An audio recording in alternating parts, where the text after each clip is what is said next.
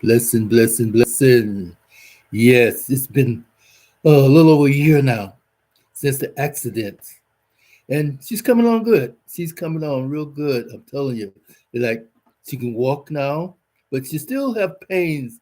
Still going to therapy, taking the medication because she had pain in her back sometime, and and behind her the trauma and the injuries of her head. Well, you know, it happens. It happens. But in the meantime, she is a miracle person. I mean, she is a miracle. Yes, because I've been with her now, staying with her, taking care of her, all this good stuff. But now she's coming along good, and like I said, we talking now.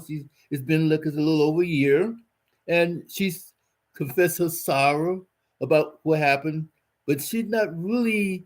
I could tell that she's hurting. I could tell that there's something in her about her that about what's going on. She's not really talking about that situation. She more or less, like, okay, confronting into me like, okay, I'm sorry, all that good stuff. Okay, okay, good, good, good. But the point of it is that no, it's like I'm hurting, she's hurting, and during the time of the accident, I had to take care of her like just like she was a baby. After she got out of the hospital, just really take care of her, and that brought my love to her a little bit stronger. Made my love stronger because now I'm more closer to her. They said if a man can take care of his wife or a woman can take care of her husband when they're sick and can't do so themselves, that means there was something there. It was something there. But anyway, it's good. So now my love is getting there. And but I still have these feelings. I still have these feelings every once in a while. So I had to do some real soul searching, you know. So what I did after we talked today a little bit here and there, not to bring up the past that much. So I wanted to confront or to see this person. I did because he had sent some flowers to the hospital. He sent a card to the house regarding, her condition and everything. Boom, boom, would get well and all that good stuff, right? But I'm like, what happened? What happened? Did I drop the ball somewhere? What did I do wrong? So I had to face this. I had to face this challenge. I had to face this storm. There's something in me that says, find out what's going on for your clarity, for your sanity, for your understanding. What part did you play in this situation for her to leave home early in the morning, get out of bed with you, to leave home, put her life in jeopardy to meet another man? Because the accident was because she was speeding so fast, getting to him, because he had sent her a text, hurry up and come on, I need to see you quick, boom, and before she get to work. Now she's going to be at work on time, but now this is early in the morning. She leave home, and next thing you know, you get this phone call about an accident. She's on the verge of death. She had broken, hurt, broken, different things, internal injuries, and back ball hurt and everything. Boom, boom, boom. And so after the hospital stay and therapy, you bring her home. Now you have to take care of her like a little baby. So in your heart, you like you find out now what really happened because you saw the phone, you saw the phone, you saw the phone, and the message came up. So now you know what went down.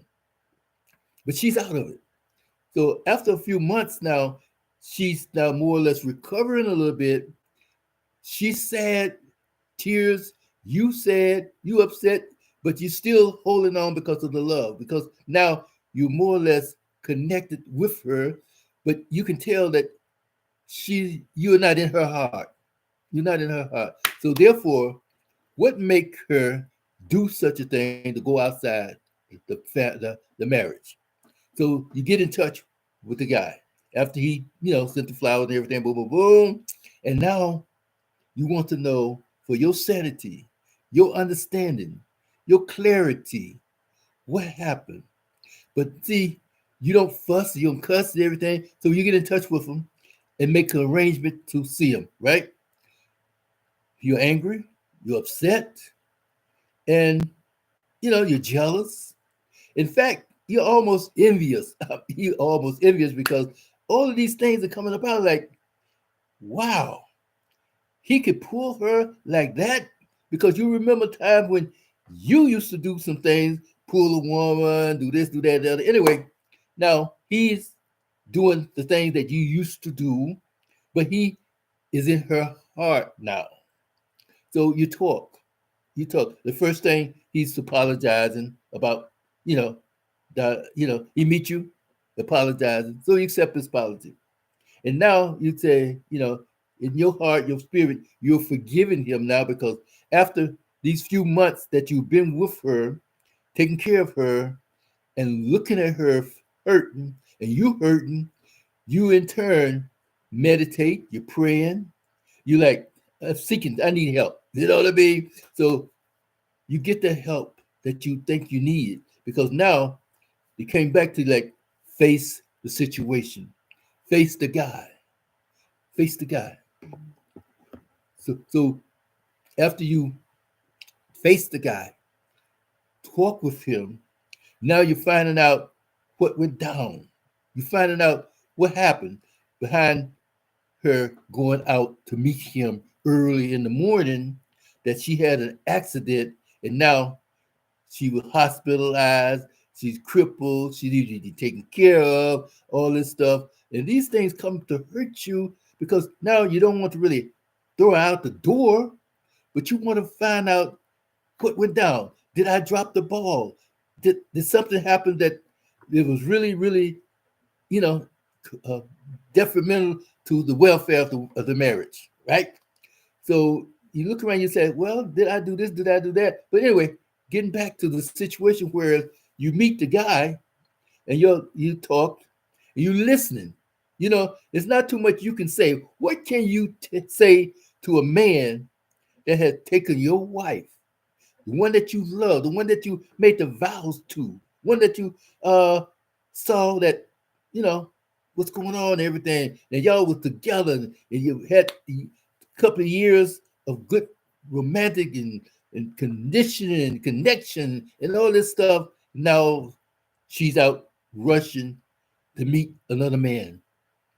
Wow. That hurts. That hurts. But anyway, so by you being connected with a higher source, with the power of meditation and prayer, and you just like you're praying for her, and in the meantime, while you're praying for her, I guess you get the spirit like find out what's going on. All right.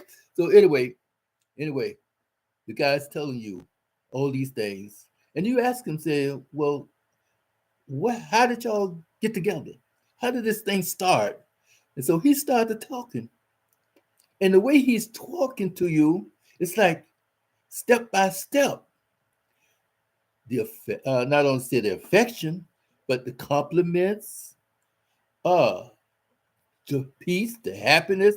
She was happy with him, and you ask like, yeah, okay, she was happy sometimes, but like with him, she was happy, and he brought it up. That means that most of the time that he was with her, there was some joy, there was happiness to her, right? And that he was there to excite her. So now it's like, okay, but you're still listening because you want to learn. You want to know what went down because now you're comparing notes within your mind in all the situations. Anyway, so now it's like the comparison of notes and everything, boom, boom, boom. In your mind, you don't say too much, but like you're listening to learn. You're listening for understanding. You're listening for clarity. So after you talk with him and you see that every step is a thing that you should know. What did I do? Was I so out of it? Was I so blinded? Was I not paying attention to the red flags, the green flags, the gold flags, the white flags of peace? Was I not paying attention to all of this, the danger, the stuff that was coming about and coming up? Or was I just really being inattentive? Was I being dysfunctional in the sense of speaking? Was I naive? Was I just in that place whereas like I was like I out in space somewhere and she's hurting and I don't know about it? Was I not paying her attention? So all these things come about. Anyway, so now you trying to process this in your mind, your spirit.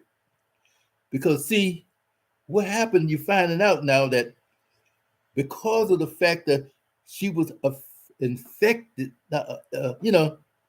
infatuated with him, that desire for a change, the desire for uh, a feeling of pleasure, not say pleasure, but excitement, excitement. Was she that lonesome or lonely? Was she that place I was born to her or whatever? Born and unattentive? Did I drop the ball in that area? So now I'm like, okay, I got this. I got this. So you talk with her, you've talked with her, and now she's like, she's not really talking that much, but you can tell that she's wanting clarity also. So you let her know that look, I understand to know that you went outside and now and then you to let her know that you talked to the guy and she like, oh my God, well, I guess you know what I mean, what happened? Because now she's really coming back to you talking to the guy. And so you let her know that you talked to him and it went well, boom, boom, boom, but you was upset about it and you're still upset about it because you're still hurting and you need healing. So now you don't really have that thing say, well, we're together but not together. We're there, but I want to love you. And I can tell that I'm not in your heart like he was in your heart. But see, now you're finding out that the heart is a different situation. Everybody has a heart, but then again, there's a heart of gold, a heart that is made of love and true love. And then there's a heart that's wicked, the flesh, in the flesh. And that's what happened so many times. So many times, you take that affection, that deep, strong affection of desire for pleasure, that desire to be, say, you want excitement, you're tired, you feel that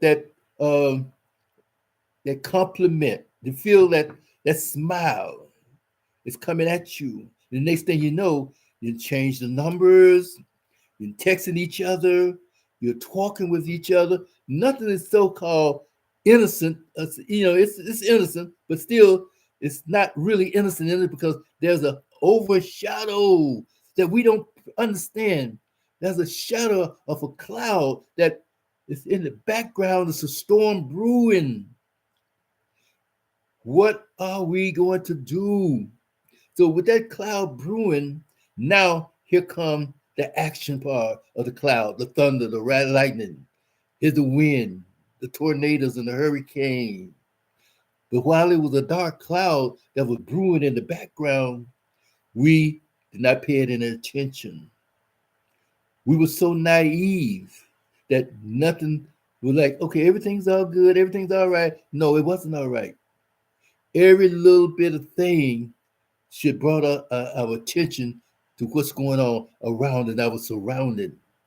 We're supposed to pay attention to everything because we know that if God can pay attention to a blade of grass before it goes into a wheat to make the bread, and He knows every bird, He eyes is on the sparrow, He knows the snowflake, He knows the fingerprint, and we are not paying attention to our spouses, our love.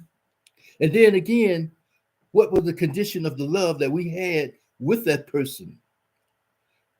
Just because we had fun, just because it was going together, we understood each other, so to speak, Just because we was there in that place where we got together and business wise and social wise and everything, did we notice any miss?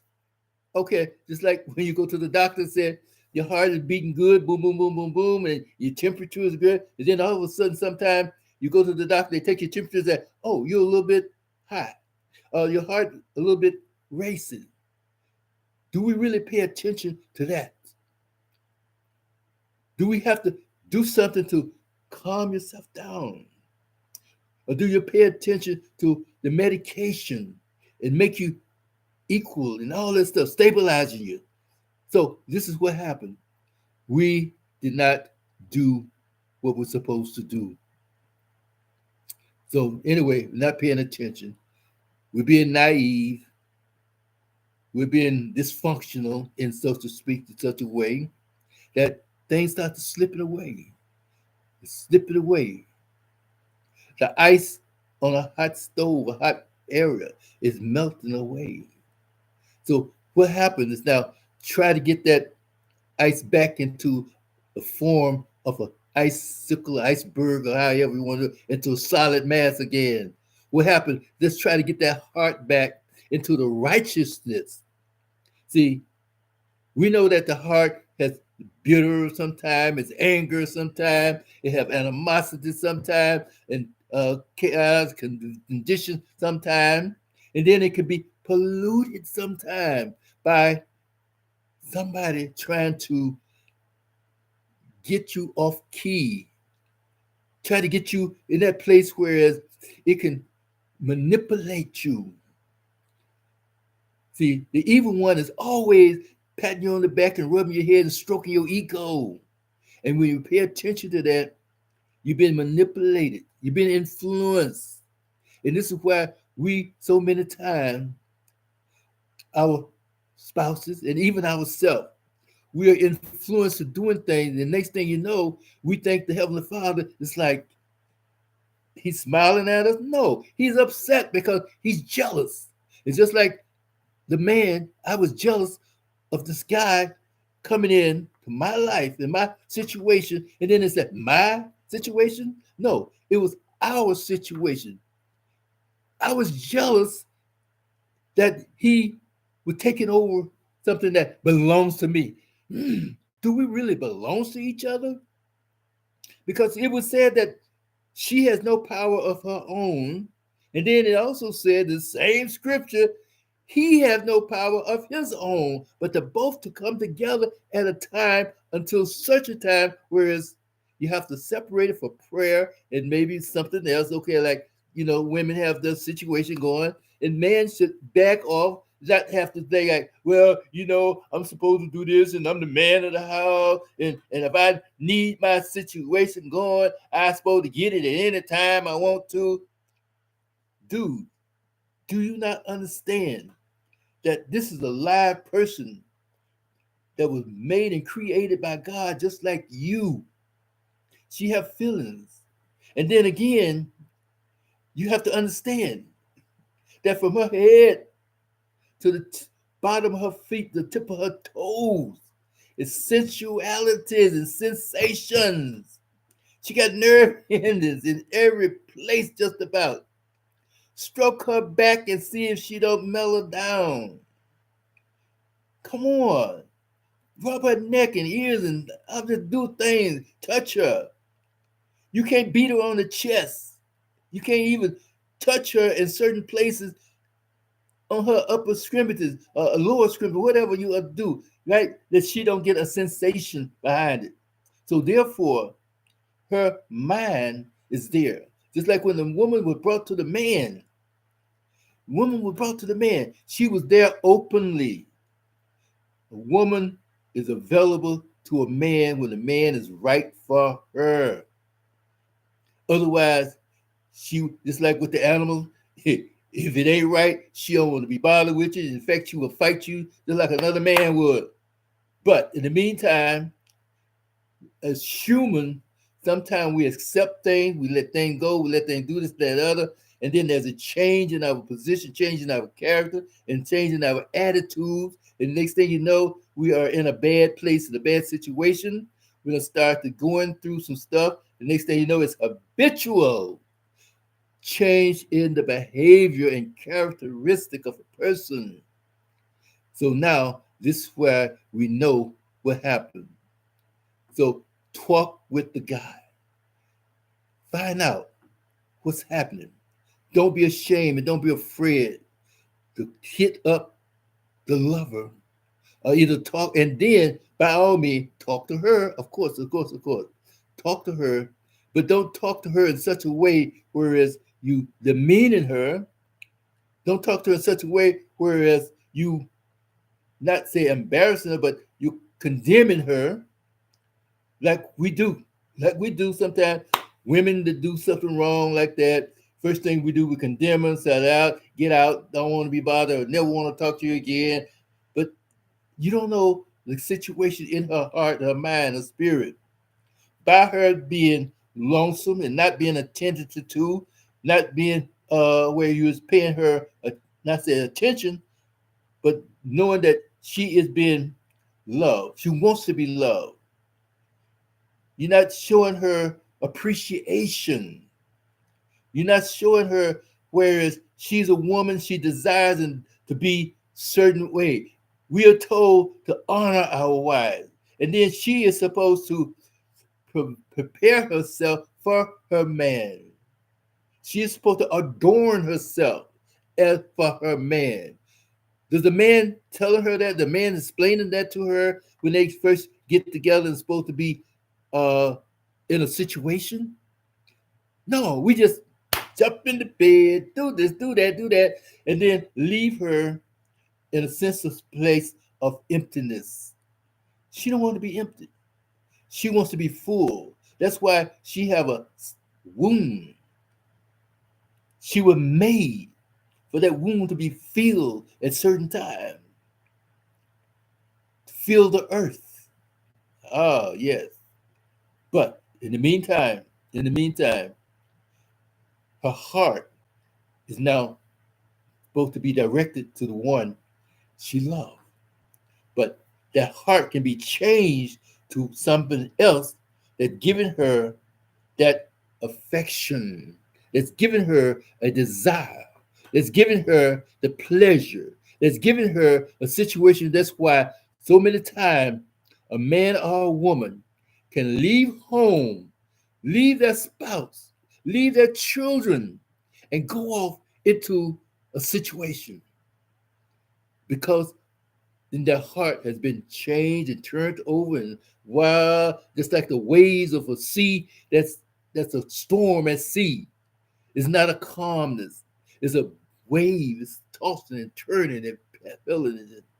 So therefore, let's bring each other back to that place of quietness.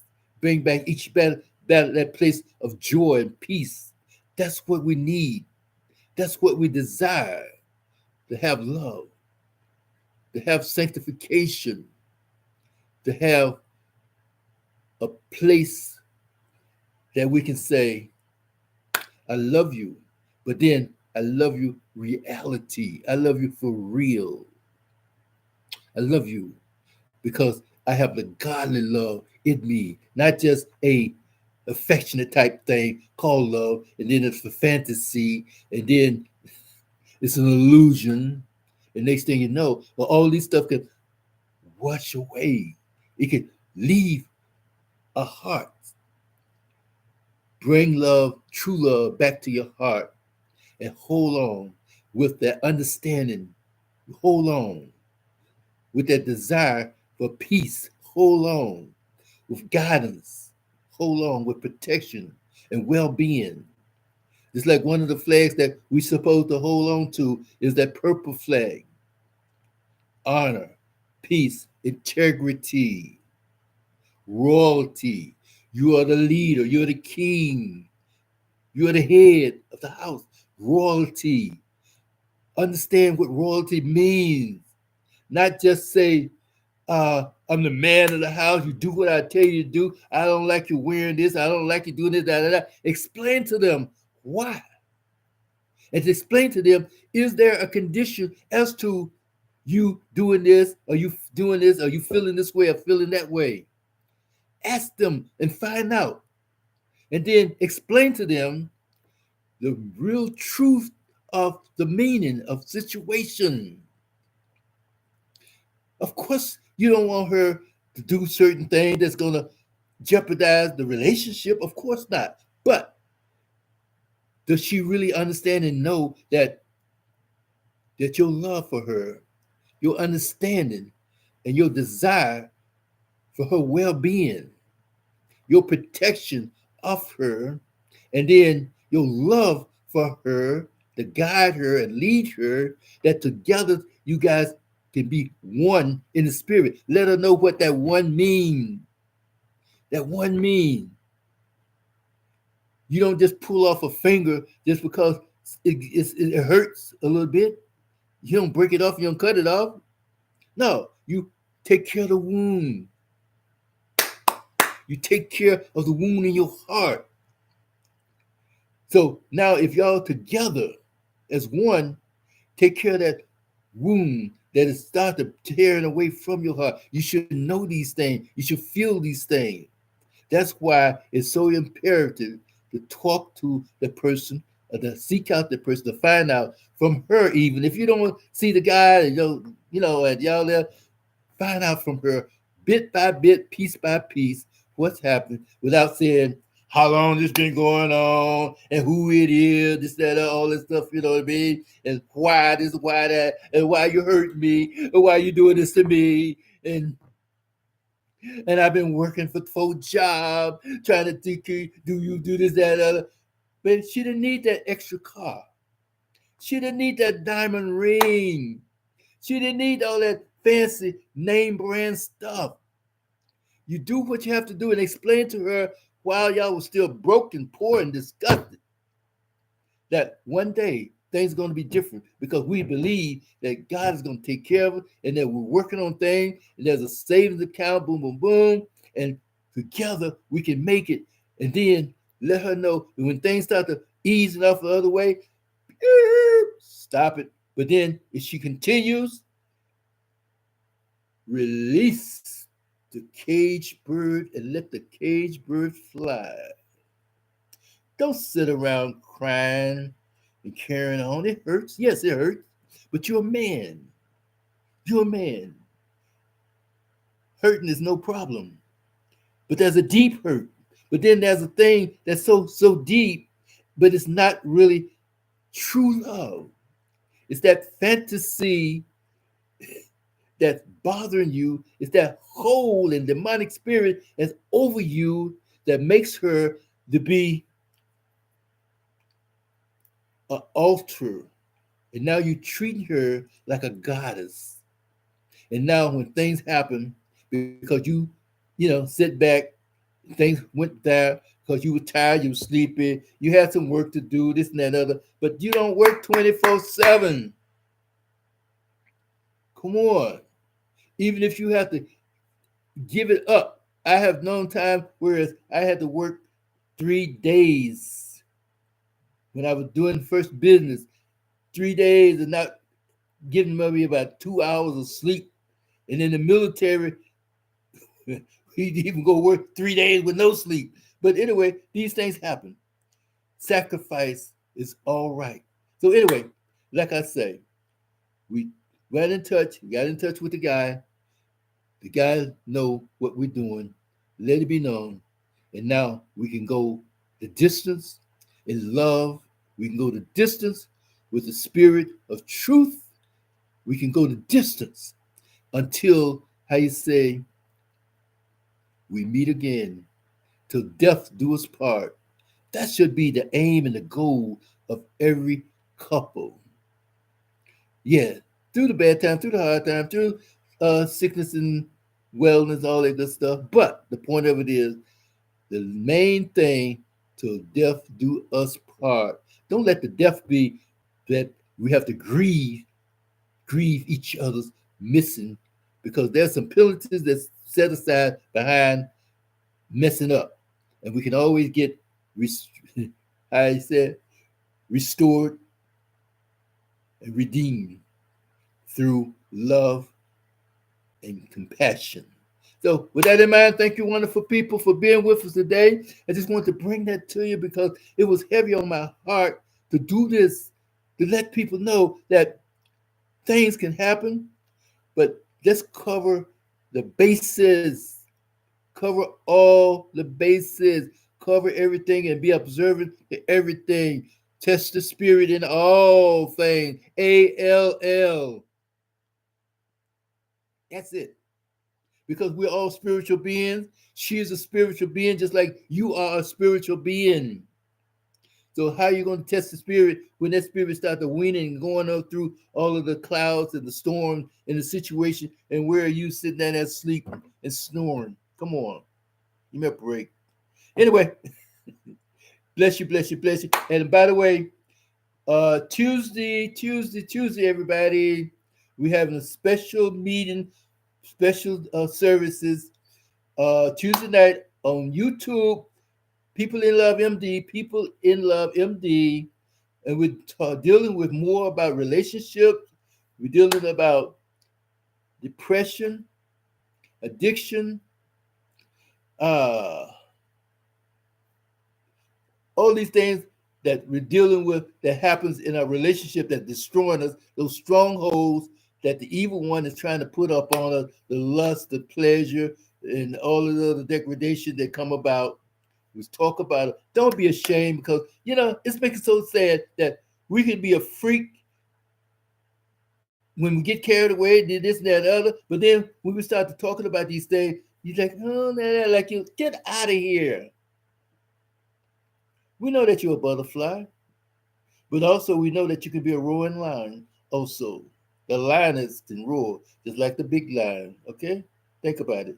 So let's come out of this stuff and get it together and talk about these things so we can have a handle on them so that God won't turn his head and weep and weep behind our mess. All right? So take care, be blessed, be blessed, be blessed. And I'll talk to you soon. And I thank you for watching. I thank you for being with us today. Thank you, thank you, thank you, and bless you. Ah, my brother, thank you. Bless you. All right now. And also, my sister, take care. Bless you. And have a wonderful, wonderful rest of the day. And I hope to see you soon, very soon. We must continue doing the work and to be blessed and give praises to where praises is due so that we have to be together. When it said, love thee one another, let that love be for real love, not no jive love. And that's called, we can say love at all time. Conversational love, no, no, no, no, no. Let's have the real true love. True love. That's what it's all about. Okay? Peace and grace. Bye now.